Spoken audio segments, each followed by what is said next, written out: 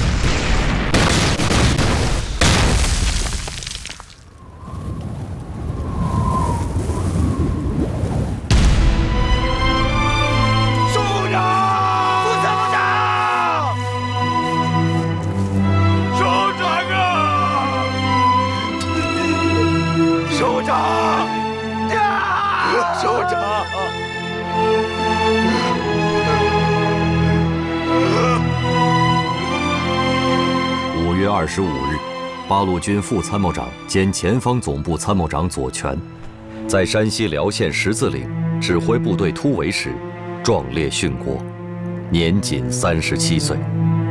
一颗红色的将星陨落了。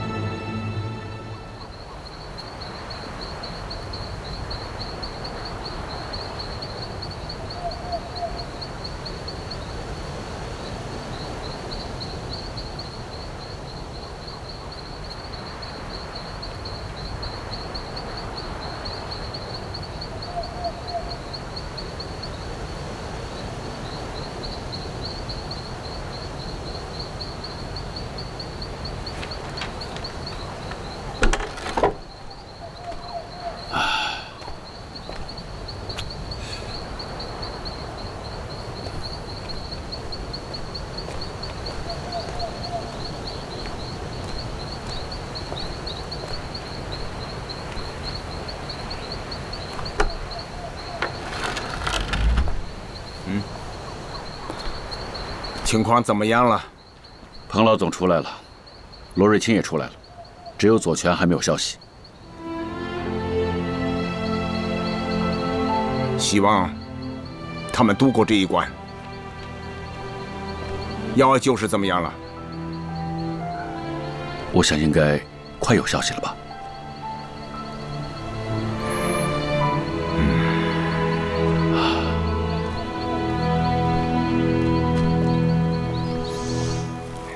李达，市长，李达，市长，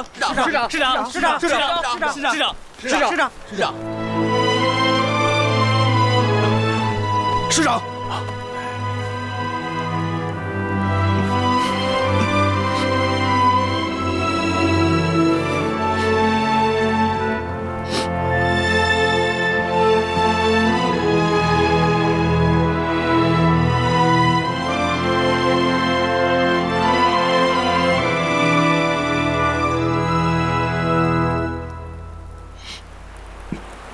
给毛主席发份电报，他一直惦记着129师。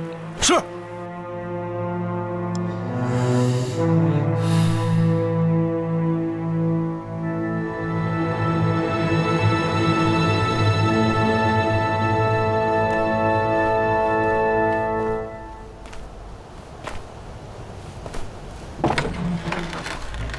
主席啊，又是一宿没睡吧？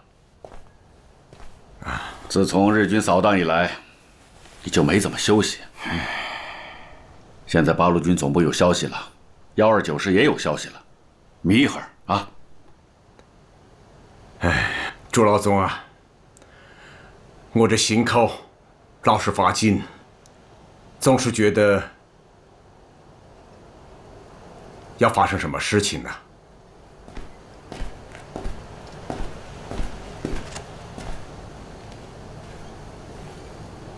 怎么了，建言同志？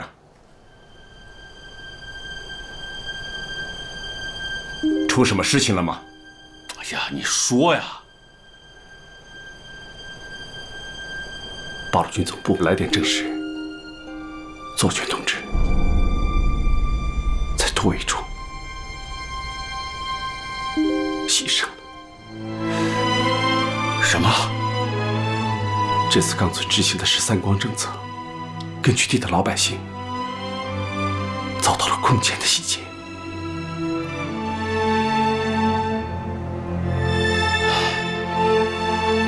黑色的5月，黑暗的5月。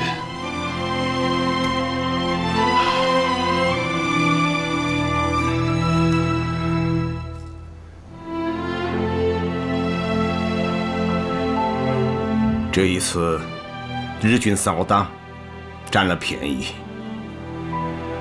肯定是得意洋洋。这是我们寻找战机的最好时候了。知道要用什么来粉碎日军的扫荡吗？要用胜利，要用胜利粉碎日军的扫荡。好，等等，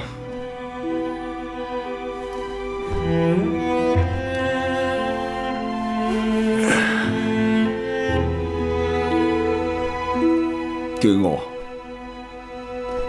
和朱老总发份电报。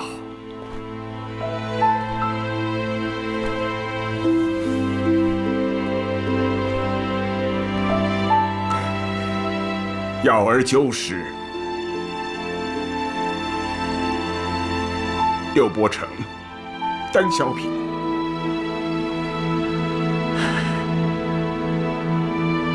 听闻损伤巨大，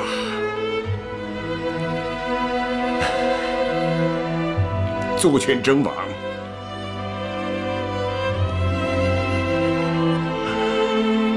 我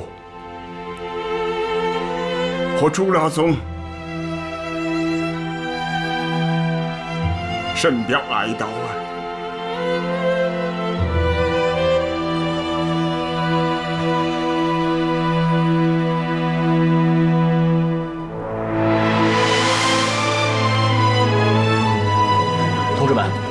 在左权将军的追悼会上，我们这样安排一下：同志们，这是新华日报华北地区左莫野同志编写的左权将军追悼会挽歌。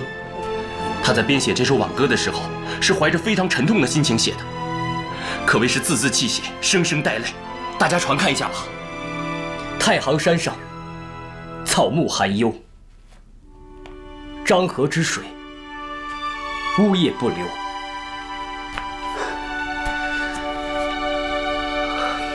一颗红色的将星陨落了，在这天将快明的时候。你从黄埔踏上革命的征途，雪山草地里，你是一个英勇坚贞的战友。5年来，在坚持华北敌后的抗战中，你的辛劳铭记在我们的心头，你的功勋将永垂不朽，你的名字啊，将万古流芳，传之于后。左权将军，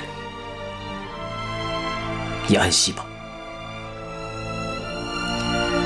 苏明同志，这首歌非常好，我们要在追悼会的时候，大家一起演唱。好，同志们，我们来大声唱这首歌曲。太行山上草木含幽，太行山上草木含幽，漳河之水呜咽不流。漳河之水呜咽不流。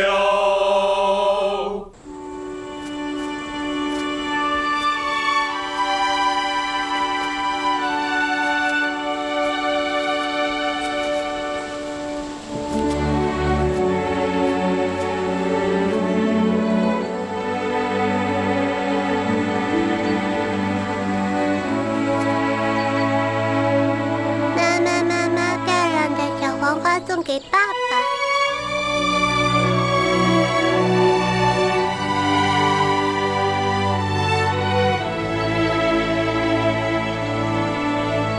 天空是澄清的，太阳辉耀着。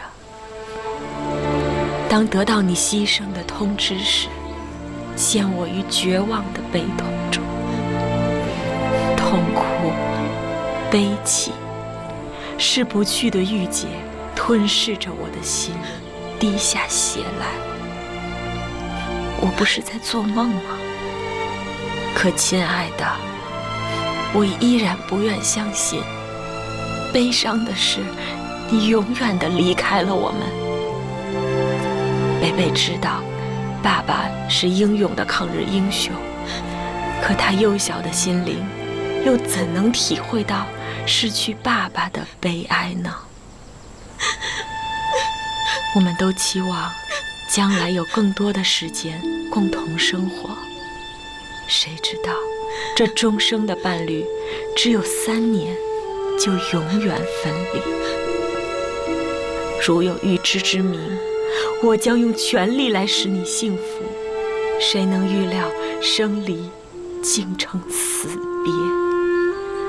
法西斯不仅仅奴役我的国家，而且残杀了我亲爱的人，愤恨填膺，血泪河流。我不仅为你流尽伤心的泪，也将为你流尽复仇的血。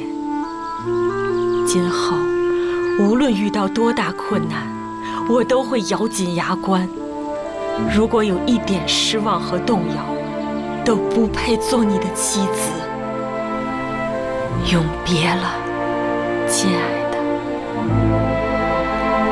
你安息吧。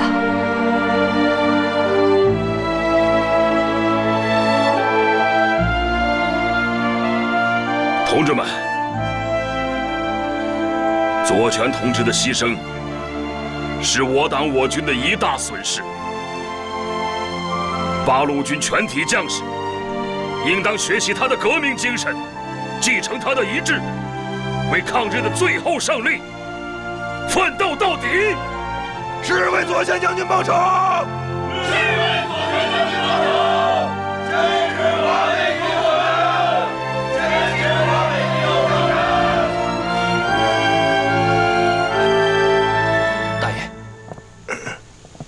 首长，这位是彭东怀同志，是八路军的副总司令。首长，您好啊，大爷。左权将军是为救我们牺牲的，要不是他，这个里在场的好多人都逃不脱鬼子的强悍。老乡，左权将军，左权将军，左权将军牺牲为的是老百姓，咱们辽县老百姓要为他报仇恨，咱们辽县老百姓要为他报仇恨。左权将军牺牲为的是老百姓，咱们辽县老百姓要为他报仇恨，咱们辽县老百姓要为他报仇恨。同志们，前几天，辽县干部和各界群众向晋冀鲁豫边区政府申请，要求将辽县改名为左权县。现在，晋冀鲁豫边区政府批准了你们的请求，从今天起，华夏的版图上诞生了一个新的名称——左权县。这不仅是我们全县人民的光荣，也是全中国人民和全世界反法西斯人民共同的光荣。首长，杨主席，左权县全体民兵要求集体参加八路军，为左权将军报仇。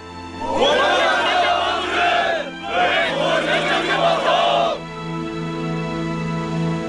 彭老总，你看怎么样？好，我代表八路军总部批准你们加入八路军，并命名你部为左权独立营。是。我们向左权将军宣誓。我们宣誓，我们将踏着革命烈士光荣的血迹前进，直到抗战的最后胜利。我们宣誓，我们要为左权将军报仇，为左权将军报仇，为左权将军报仇，为左权将军报仇。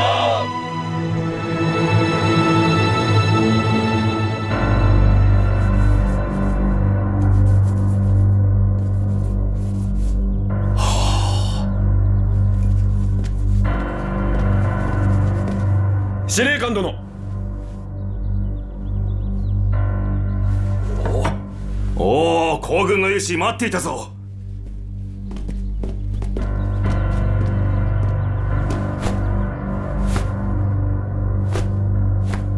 司令官殿、誠にありがとうございます。それは渡辺の勇敢な行動がわしを感動させ、中国派遣軍を感動させたのだ。こんなに感動することはめっきり少なくなってしまったな。今日の新聞を見たろう。日本海軍の米国との戦争はうまくいっておらん。司令官殿、教えていただきたい。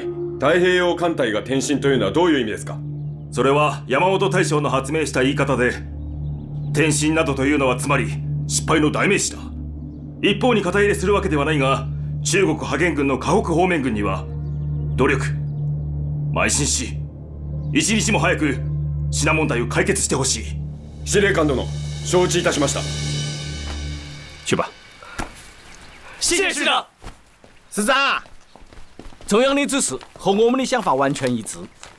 敌人的这回大扫荡虽然占了点便宜，可从大局上来看，这是他们做的最后的垂死挣扎。现在的国际形势正朝有利于我们的方向发展，双方的力量也在发生变化，所以，我同意中央的指示，用胜利来打破扫荡。这份电报里面有4个字很有意思：寻找战机。毛主席是个大军事家呀，那这个战机在哪里呢？战机就在敌人意想不到的地方。敌人有一个长治机场，他会不会想到我们派人去打他的机场呢？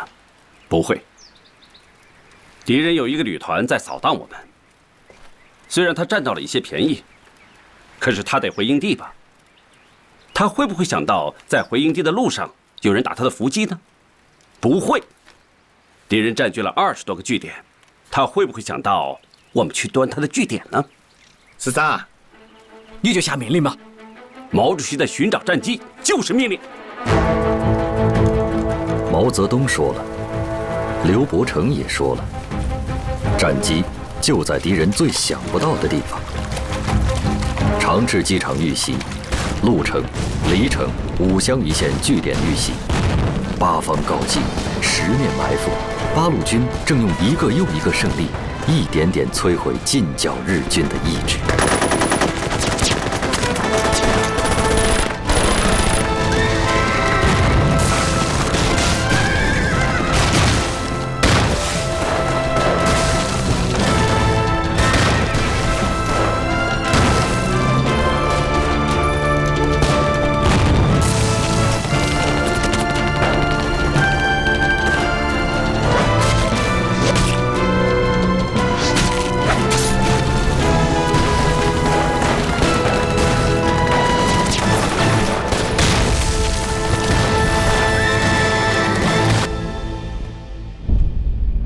8路軍115師団中共三等局は昨年の掃討作戦において伊門の龍電の包囲を突破した後、臨海3区に入りました。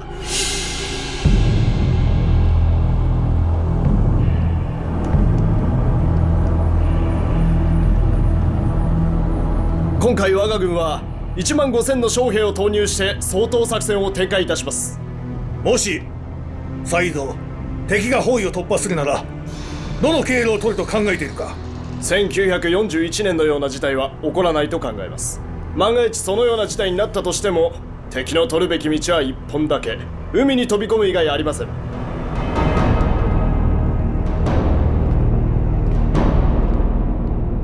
河野参謀長の自信のほど大したものだ。ただし私が中国に来て分かったことは、中国人は高級参謀の諸君が考えているほど間抜けではないということだ。申し訳ありません。提案があります。共产党打东洋，打得鬼子我还是那个意见。叫娘。回沂蒙山，老打法，翻边站，敌人进来的地方我们就出去。我不同意。几千人，还有很多是家属，只要有人咳嗽一声，就会暴露。这支队伍是山东人民的命根子，不能有闪失。师长，你的这个方案，我也是没有把握的。日军第12军曾扬言，去年没有碰到过，今年一定要跟115师较量一下。我的方案说完了，你们爱怎么办怎么办吧。罗政委，你到底什么意见？你倒是说呀！你们看，如果日军要设伏，我想一定是在南墙峪。鬼子的15000人，假如真的全部摆在这里，就是发现我们从张村突围的企图，到时候再回防张村，时间上也来不及。现在只有一个问题：张村突围的左右两翼十分重要。如果2个据点的敌人发现我们，他们也不是我们的对手。左翼交给我，我手上有一个团。我们还有一个营，可以放在右翼。就这么办，决定从张村突围。你们还有什么意见吗？没了，准备突围。是罗政委，陈师长，我有话要说。现在我有一个想法，刚才陈师长说要在张村突围的方案，我完全赞同。我只补充一点，在部队行动的同时，我们几个武工队同时向南墙峪方向运动，造成一种要在南墙峪突围的假象，掩护你们在张村的突围。不行。咋不行？散会。政委，罗政委，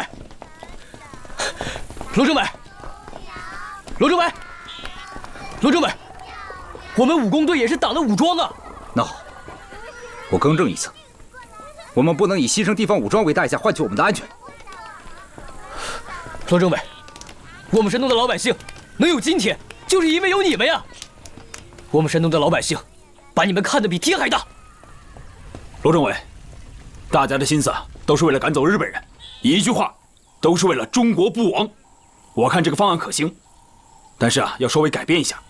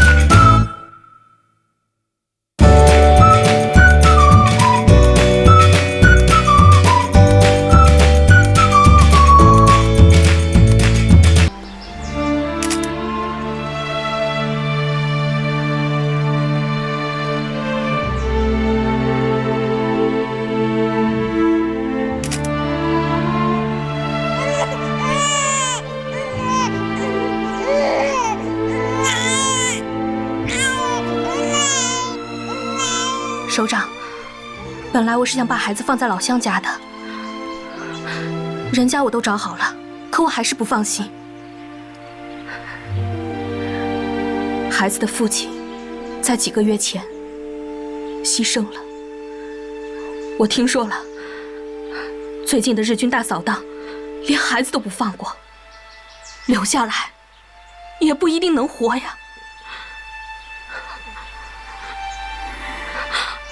不过请首长放心，过封锁线的时候，我是绝对不会让孩子出声音的。万一出现了什么意外的话，别说了，跟我们一起走。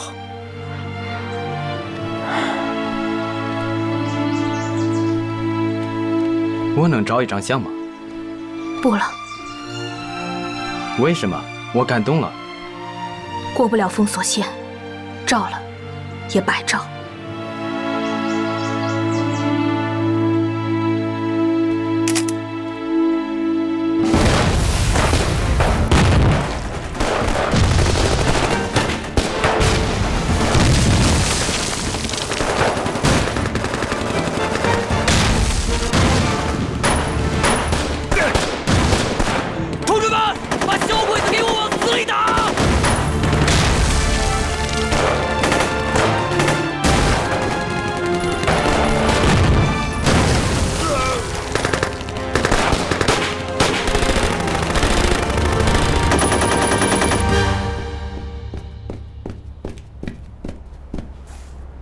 115師団は南京国より包囲を突破し始めました。前線に伝えよ。115師団は共産党の中で最も優秀な部隊であり、もし奴らを壊滅できれば大本営は大いに喜ぶはずだ。今度こそ逃げられるわけにはいかん。はっ。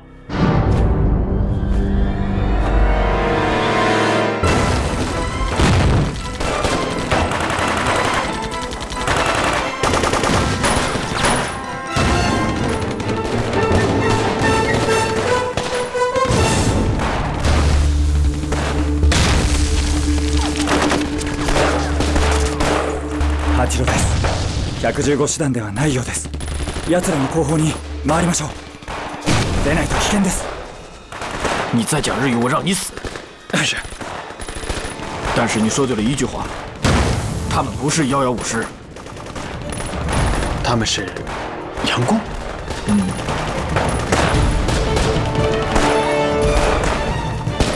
把情况告诉军部吧。115师果然走了张村。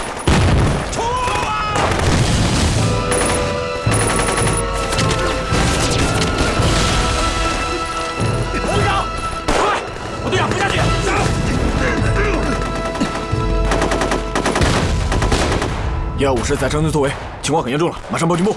是。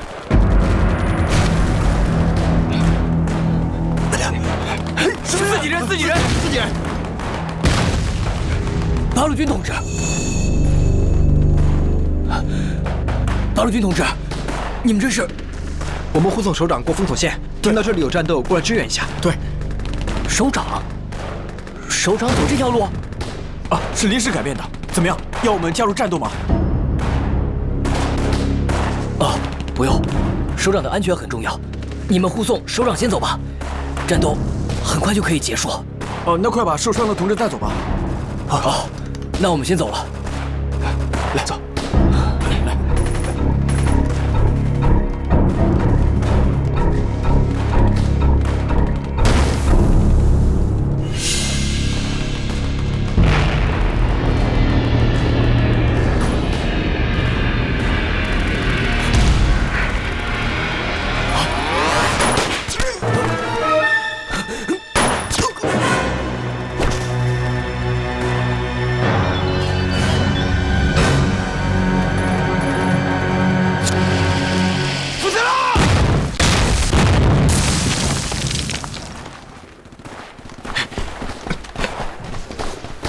台完了，电报发出没有？各个联系上还没发出。赶到张村，115师在那里突围。这帮土麻路怎么办？到嘴的肉不能不吃。冲！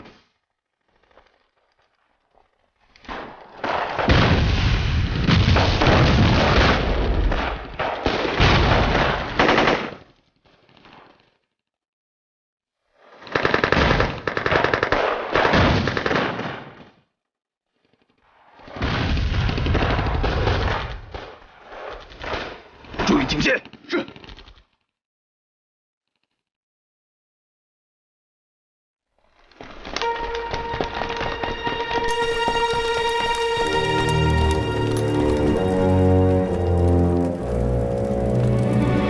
よし行け。はい。将軍殿、5分前に渡辺隊からの無線信号を受信しました。場所は？報告により離島林にいるようです。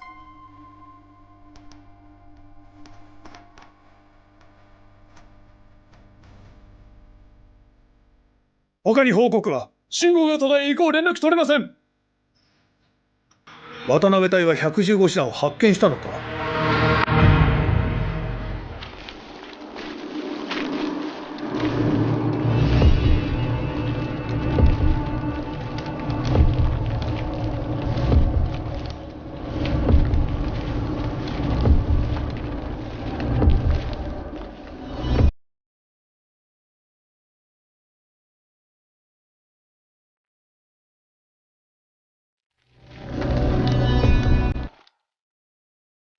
别出事儿，跟紧我。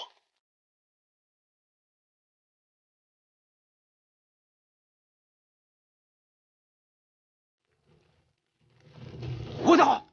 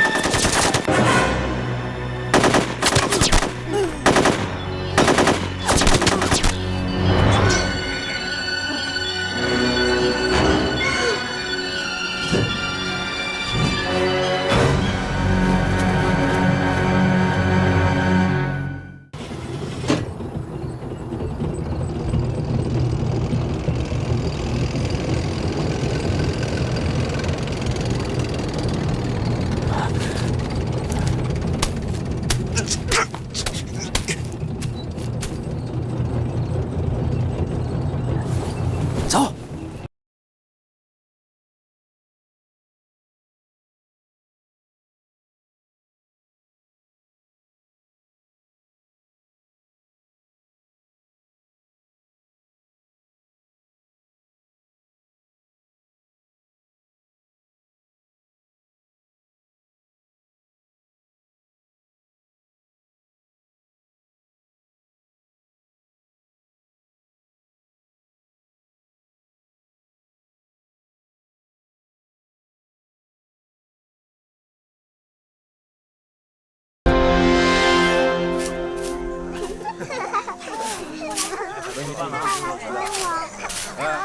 快点！来！快点！八路军来了！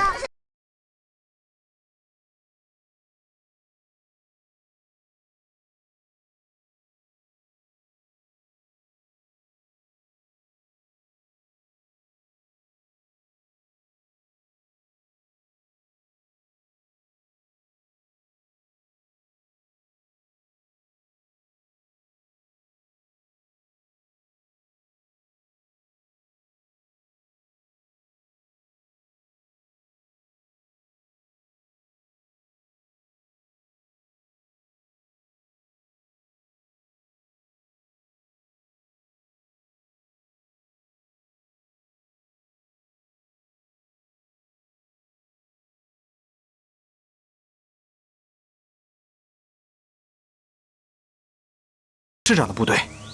哦，对，村长，去。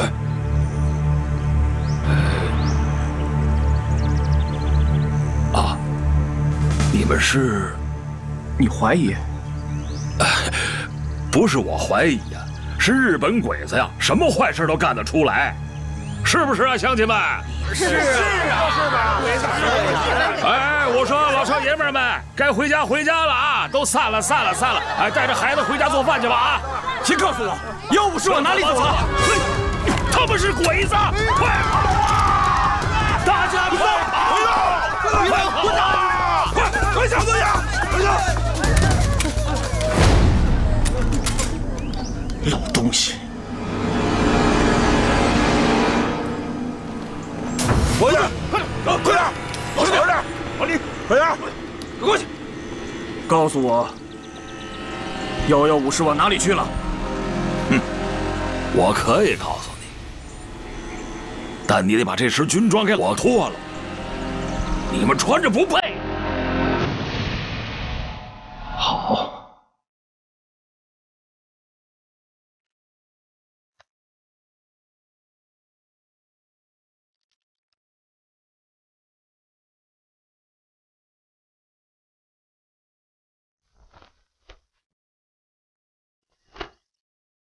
你说吧，115往哪里走了？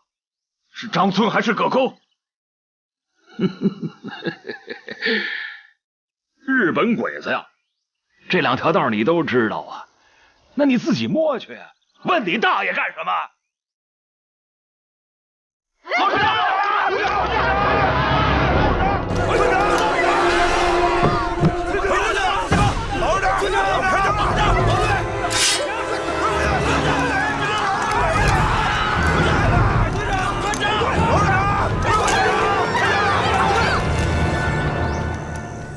这回我不问路了，你回答我一个问题，我满意了，我就放了你。你是怎么发现我不是真八路的？这个我可以告诉你。你也知道，中国人都管你们叫鬼子，这鬼能变成人吗？八路军那是装出来的吗？还有啊，林彪，林师长从来就没来过山东，他也不是这儿的最高长官，这连3岁小孩子都知道，你能骗得了你大爷吗？啊！谢谢你告诉我，林彪不在山东。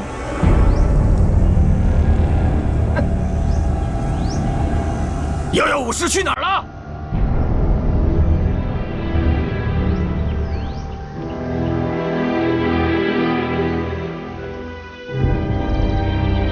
告诉我，115师去哪儿了？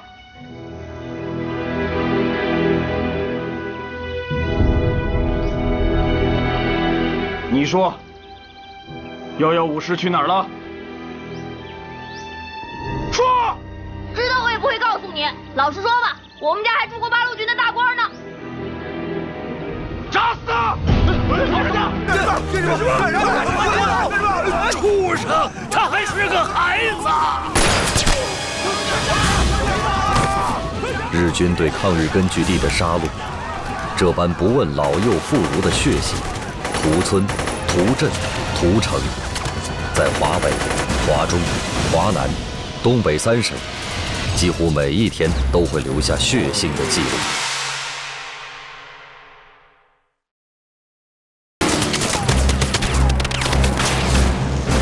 日军在华北连续推行了5次强化治安运动，对我抗日根据地实施了惨绝人寰的大烧、大杀、大抢。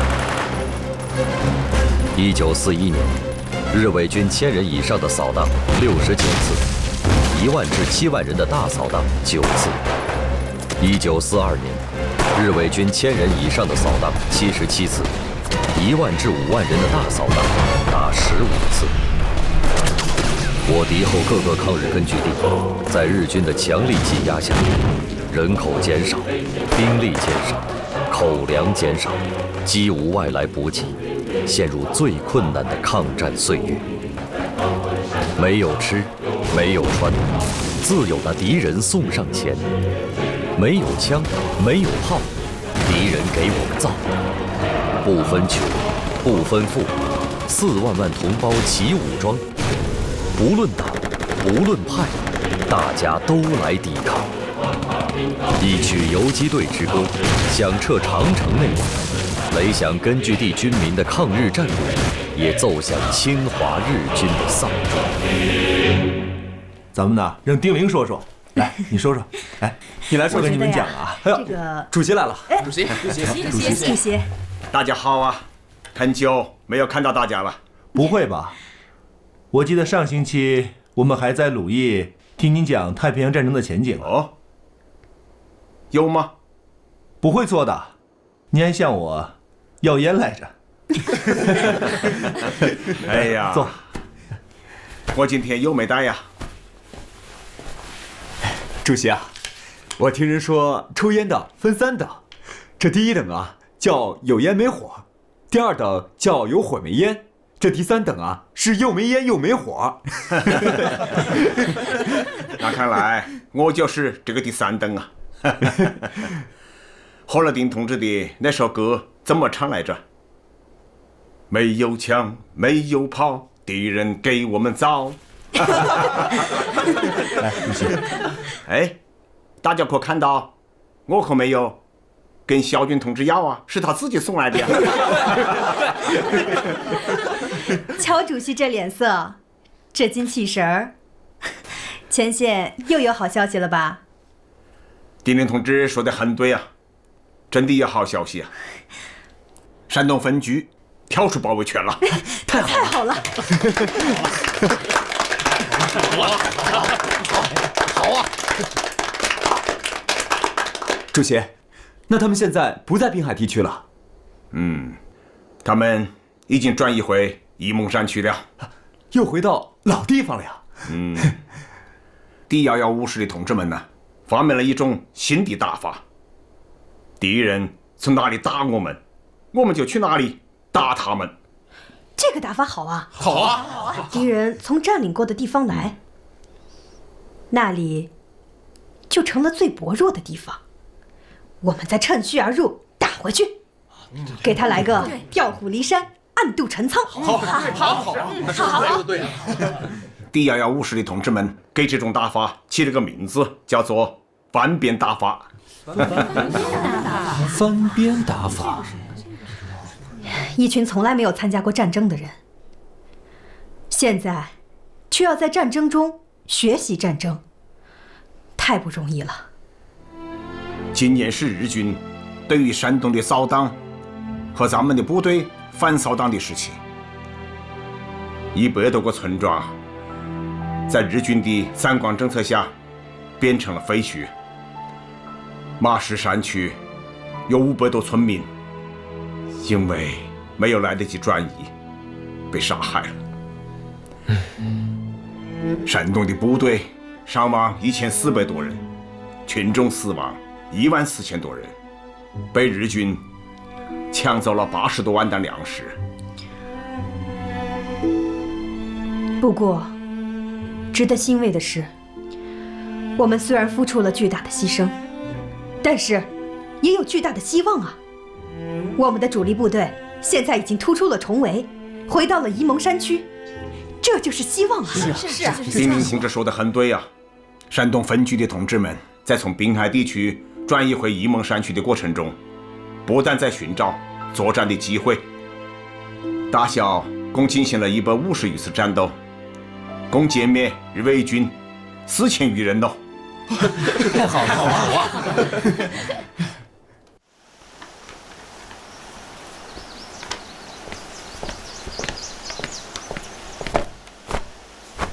报告委员长，池部洲要见您。晚辈池部洲，见过委员长。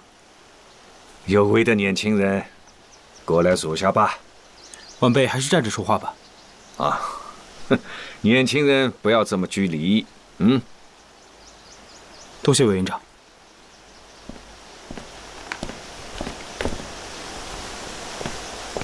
委员长，我截获了一份重要的电报。啊。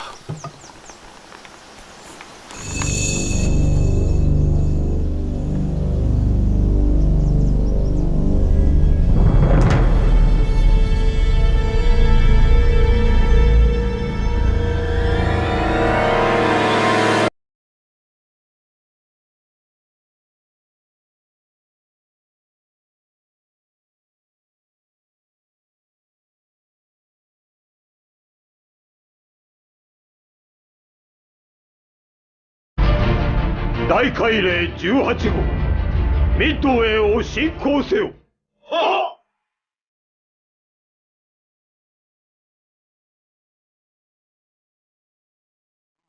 っ。Admiral.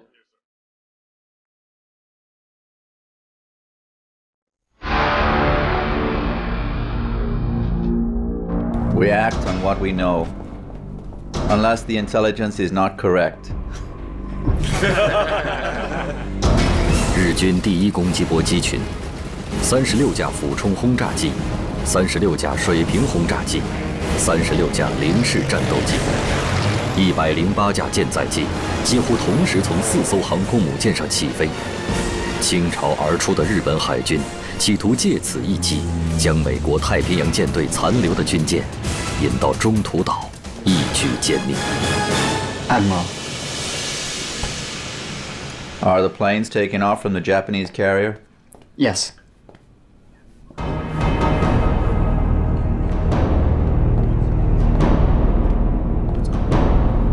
Sir, the Japanese are moving here. In addition, they are also moving here. 第二偵察隊状況を報告します。海上に米国艦艇は確認できません。ミッドウェイ攻撃開始。攻撃を開始せよ。魚雷を外し爆弾に交換せよ。魚雷を外し爆弾に交換せよ。魚雷を外し爆弾に交換せよ。南云中医下令将机载鱼雷全部换装航空炸弹，开始对中途岛进行进一步轰炸。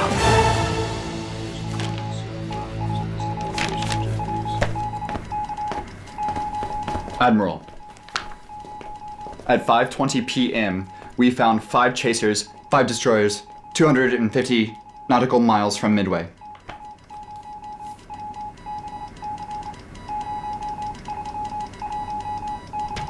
Start the action. Yes, sir. 由战斗机、鱼雷机、俯冲轰炸机所组成的137架战机编队，从美国海军约克城号、大黄蜂号以及企业号航空母舰上升空，奔向200海里外的南云机动舰队。美国海军决定以血洗血，在中途岛海域与日军展开决战。将軍殿、この海域には米国の艦船がないはずはありません。見つからないだけです。爆弾の交換に2時間もかかりました。まず陸地を解決してから米国空母に対応すべきです。米国空母はすぐ現れると思います。爆弾を魚雷に交換しては。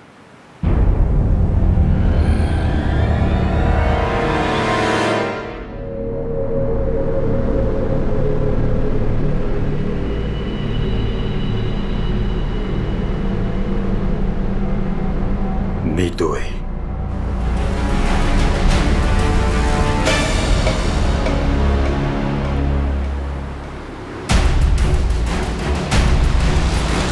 敵の戦闘機だ。戦闘準備せよ。戦闘準備。戦闘準備せよ。戦闘準備せよ。美军无畏式俯冲轰炸机神兵天将般地出现在南云机动舰队的上方。俯冲，轰炸，来不及起飞的日军飞机和等待换装的鱼雷炸弹一起，瞬间爆炸。赤城、加贺、苍龙3艘日军主力航母沦为了海上的移动熔炉。负隅顽抗的日本零式战机无法返航，只能做最后的挣扎。他们疯狂地搜寻，找到了美军约克城号航空母舰。这艘在战争中几近损毁，却被美军奇迹般修复并重返战场的传奇战舰，遭到了日军飞机毁灭性的重创。即便如此，战败的丧钟已无可挽回地在日本联合舰队司令长官山本56的头上敲响了。連艦隊撤退せよ。はっ。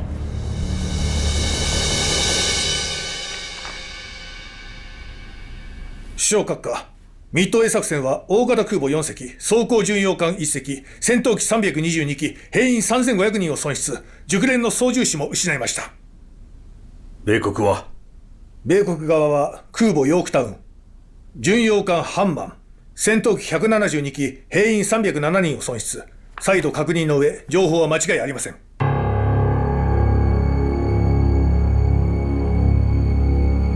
アリューシャン作戦計画だけ公表し、海軍の敗戦は注目をさせるな。ところで間もなく大本営会議でどのように説明しましょうか。撃沈された艦艇からの生存者を徹底して隔離し、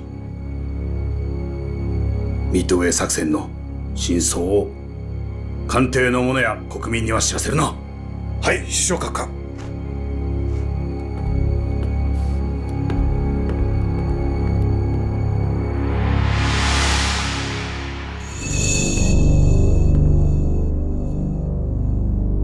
太平洋上の主導権は敵に握られた。米国の攻撃も間もなく始まるはずだ。The shame of the Pearl Harbor has been partially wiped out. We must remove all capability of the Japanese Navy. Otherwise, it doesn't mean a complete revenge. So we haven't fully achieved anything. Please forgive me for my presumptuousness. Yours, General Nimitz. Our naval intelligence knew Japanese fleet operation plan before the operation began. We also guess the target would be the Dutch harbour or Midway Island. But what made me angry is that the Chicago Tribune leaked the information out about how we decipher Japanese fleet password. Don't worry, the Japanese will never believe their code has been deciphered, especially by the Chinese.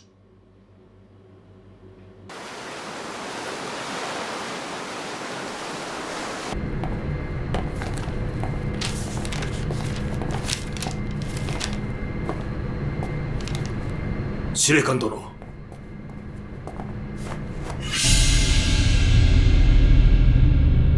私は謝罪に参りました。我が機動隊部隊はこの行動の全ての責任を受けます。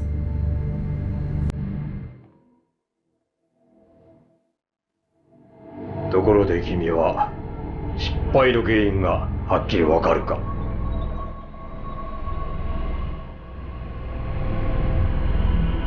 ミッドウェー作戦の失敗は私の過信によるものです。出した偵察機の数も少なかったです。再び機会を与えていただき、復讐する艦隊を指揮したいです。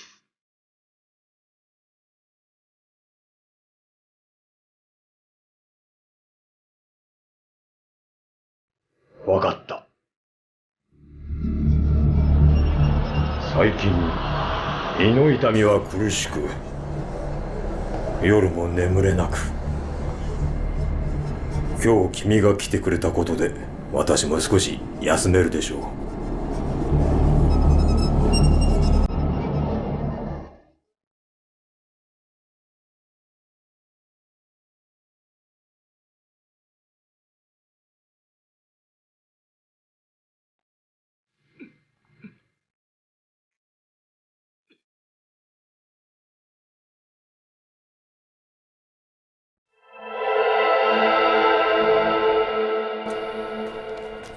主席啊，你看一下。东京大本营宣布，日本终于确保了在太平洋上的皇威，但以我们的最后情报看，日本并没有胜利，反倒是盟军在太平洋战场上打了一个堪称漂亮的胜仗。纸是包不住火的。中途岛一战只是日本侵占别国希望破灭的开始，它的下场就和他狼狈为奸的盟友德国是一样的。是啊，我记得你曾经说过，有些革命人士也往往会在一段时间内被这种外强中干的现象所迷惑，看不清敌人即将灭亡，自己即将胜利的本质。是的，从8月23日德军全部渡过顿河河渠，全面进攻斯大林格勒开始，苏联人民进行了无与伦比的苦战。报告，进来。最新战报。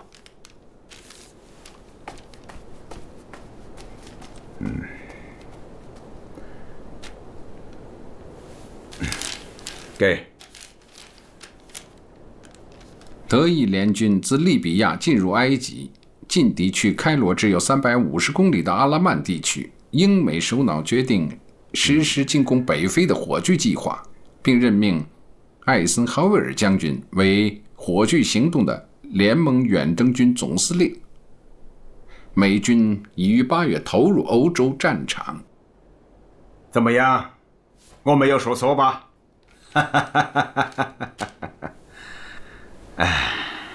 现在的希特勒极有可能是攻不破高加索山脉，他也攻不进斯大林格勒。欲进不能，是欲罢也不能啊！这叫做便当不炸，两斗大塌呀！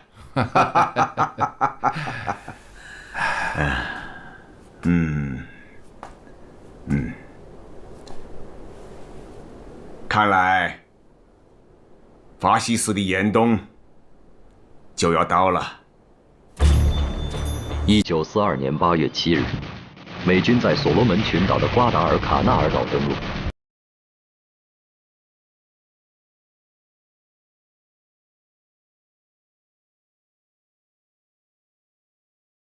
日美双方在此后的6个月里进行了大小海战31次。日军不仅海军、航空兵损失惨重，甚至开战以来从未失利的陆军，最精锐的第2师团也蒙受了巨大损失。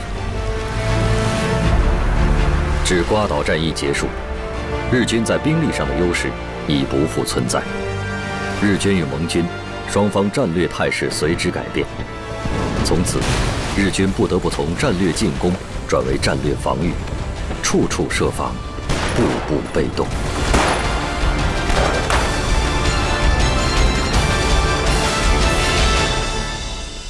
宋部长，有客人到了。好。Mr. Stingson. Mr. Song. Please.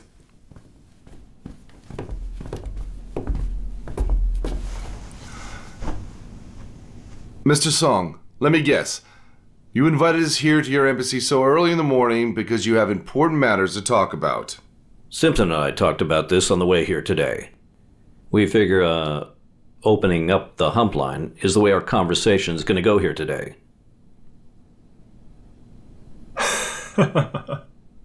Your guess is quite right. As you know, the Burma Road was cut off. So I think we probably need to build a new line. Flying the hump is darn near suicidal with those mountain winds 24 hours a day.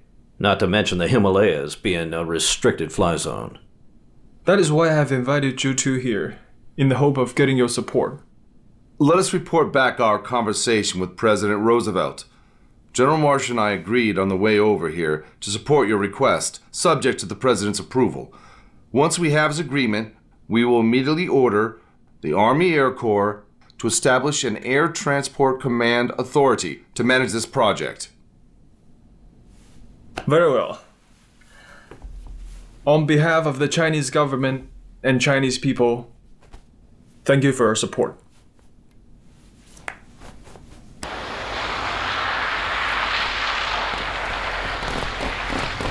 There's a fella here that I want you to meet. He was actually one of our fighter pilots in World War I, one of our best. Really? Yeah. Got shot down about 5 times. Now he's here fighting the Jap. Scott, somebody I want you to meet. Come on. Eddie Scott, the weather conditions on top of the mountain is extremely changeable and dangerous. Gentlemen, do you think you can handle that? Yes, sir. Now listen, man. When you say yes, sir, I need you to mean it. You guys the only lifeline into China for logistics to beat the Jap. Can you do that? If you make it tomorrow, it's going to be the first attempt in the world. Gentlemen, I wish you good luck tomorrow. Thank you, sir.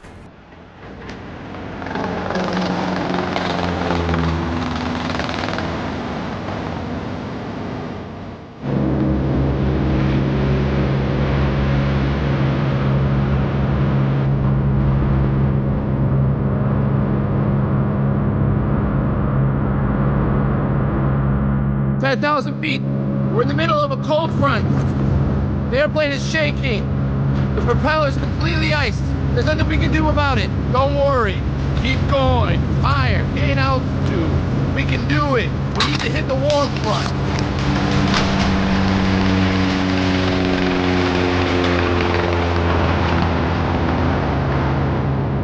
We did it! The ice on the propeller is melting. It's chipping off. Good. Keep going.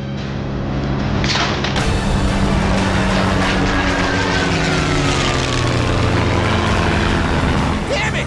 I can't see anything! It's completely foggy! The radio compass is not working!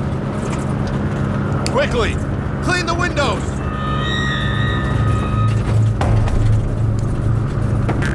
The wipers aren't working! Oh no! What's that?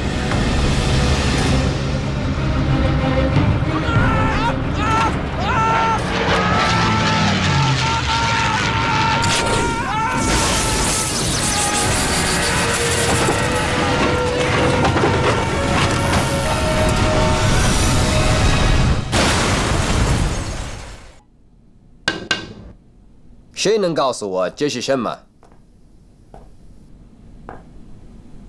报告，驼峰航线因其航线弯曲自驼峰而得名。它西起印度阿萨姆邦的汀江机场，向北进入西藏，紧贴世界屋脊的边缘，而后向东奔越怒山山脉和横断山脉，然后经四川和云南交界的大小凉山到达昆明。报告完毕。没错，就是像他说的那个样子。在刚刚过去的半年里，我们有60架飞机，160名飞行员丧命于青藏高原的冰封雪谷之中。天气晴朗的时候，从这里飞过，你往下看，你们可以看到那些碎片，阳光照在碎片上，烁烁发光。就像是钻石一样，这就是著名的吕谷。现在，我们叫它驼峰，这是真正的生命线。为了抗击日本法西斯侵略，保障中国战略物资运输，共同在中国西南山区开辟的空中通道。起来，到这边来。看看这些先烈。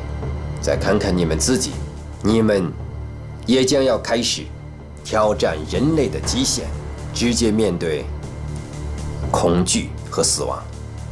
这条运输线就是中美人民之间由你们架起的一座不可摧毁的伟大的桥梁。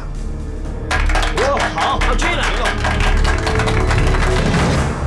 驼峰航线穿行于缅甸北部和中国西部的崇山万岭之间，从印度运回汽油、器械等军用物资，每个月至少要运送7500吨。这样一来，国际上援助我们的军用物资就可以源源不断的运过来。另外，飞机飞往印度的时候，不要空着去，你去和国防部、军令部商量一下。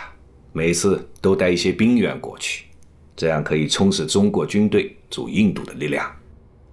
委座的意思是要重组中国远征军？没错。快，跟上！快！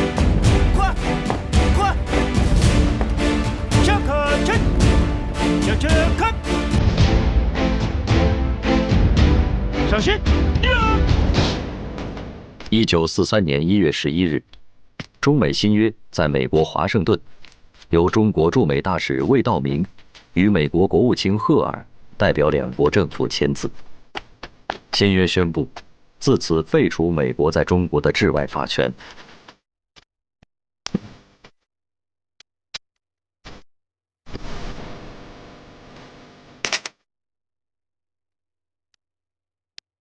同一天，中英新约在中国暂时陪都重庆，由国民政府外交部长宋子文与英国驻华大使薛穆代表两国政府签字。美英两国放弃在华治外法权以后，在中国享有特权的其他西方国家相继宣布放弃在华治外法权及不平等条约。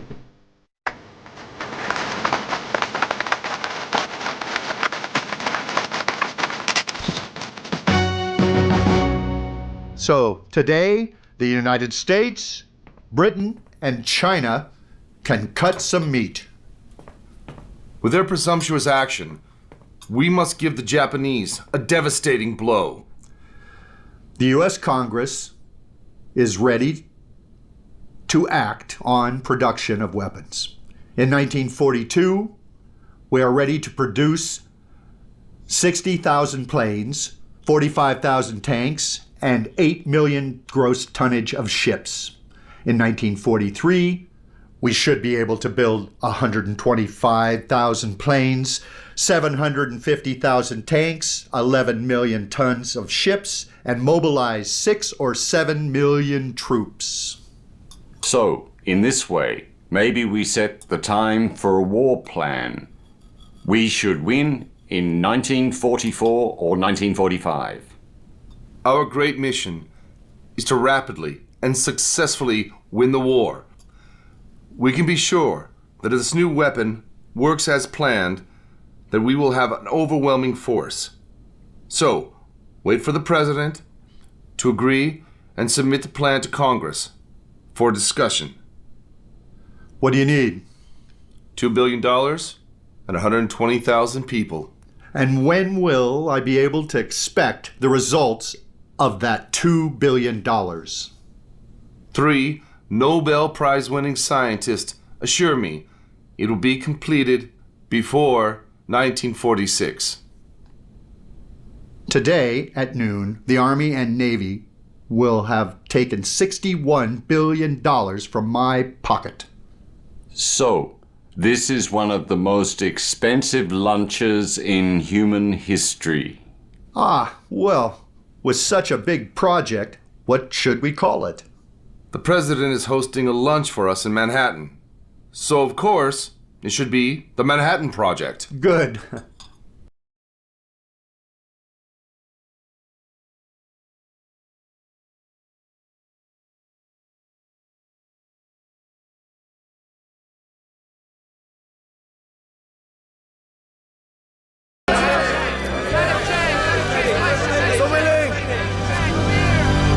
What is the purpose of your trip to America? I am here today to strengthen the friendship between the United States and China.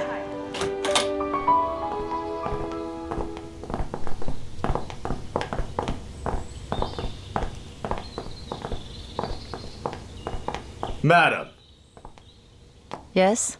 you have a visitor. Lady Roosevelt, it is a great pleasure to meet with you.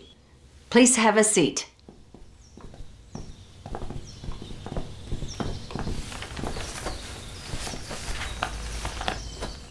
Mrs. Jiang, how are you doing during your stay in the United States? Oh, Mrs. President, coming here is just like returning home for me. I have studied here since I was 10 years old. This is a gift I brought from China for President Roosevelt. Please do accept it. Thank you. You're welcome. I believe the president is a stamp collector. So I made arrangements for a collection of stamps dating from Qing Dynasty until now. I hope he will enjoy it. Oh, this is so valuable. You are too kind. I just want to express my sincerity, Mrs. Roosevelt. As you know, China is at war. Although this is my private visit to the United States, I hope I can provide you with whatever assistance you need. Thank you, Mrs. President. 主席啊，打到第5个年头了，困难越来越大了。大家都是艺术家，我想听听大家的意见，无论是国内的还是国际的。小军啊，你先说说吧。好，那我来说说吧。我得知最近我军缴获了一份日军华北方面军的战报。据日方自己统计，今年的15000次交战中，75%以上都是与我军的交战，而与日军作战的200万中国兵力中，半数以上都是我们中共的军队。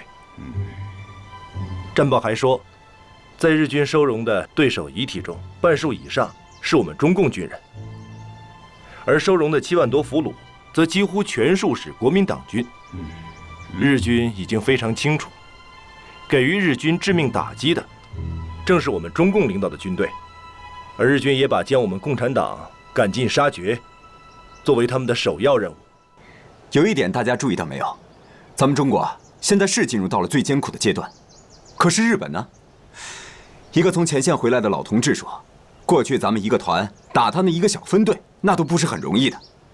可是现在不一样了，日本兵要么年龄太小，要么年龄太大。听远征军说呀，过去一个师团我们要用3个军来打他，可是他现在一个师团都打不过我们的一个旅啊。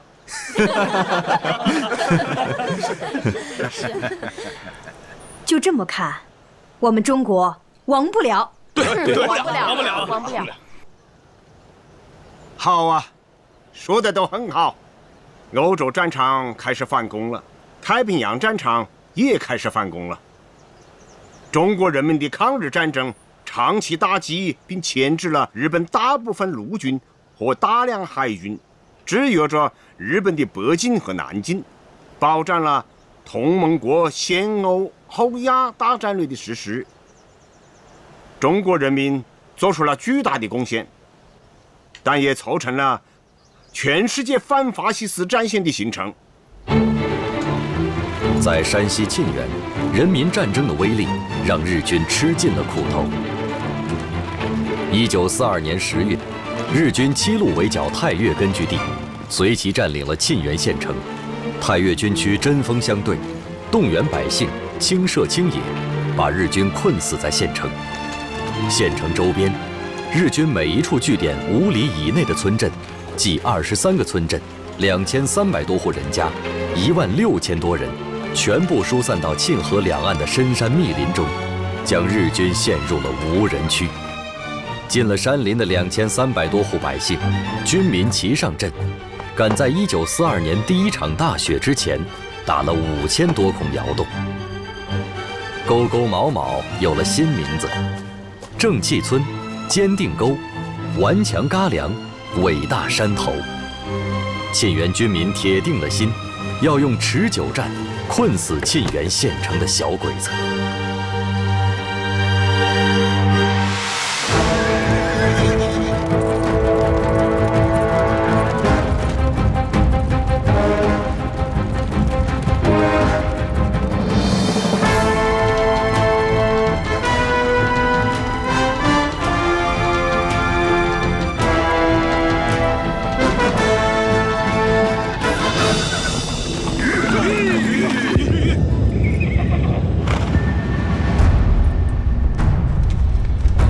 还有多远？不远了，就在前面。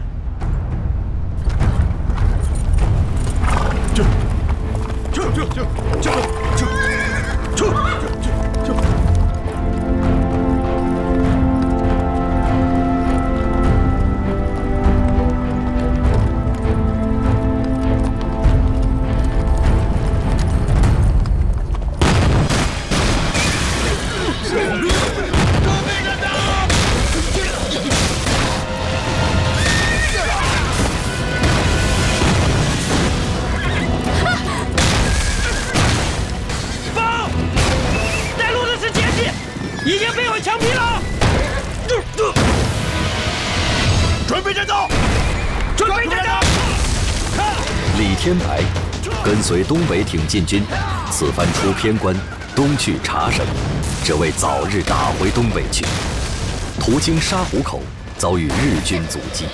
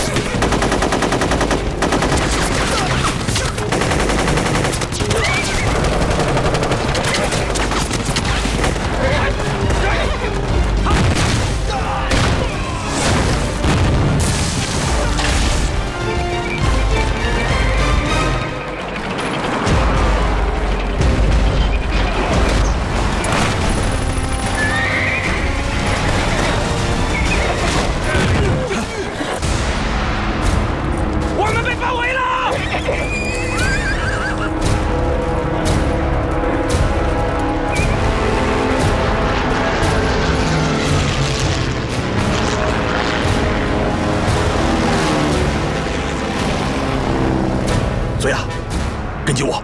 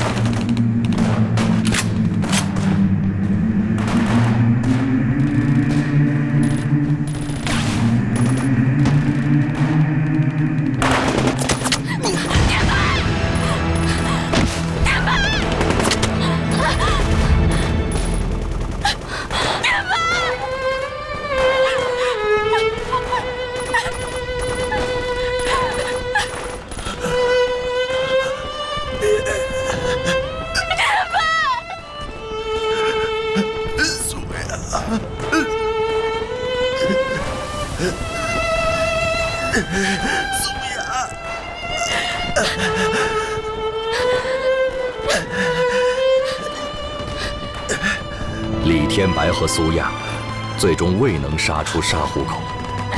这对年轻的恋人，他们的洞房花烛，连同千千万万中华袍泽的和平生活，都是在同一天，1931年9月18日，被日本关东军的炮火、枪刺撕裂击碎的。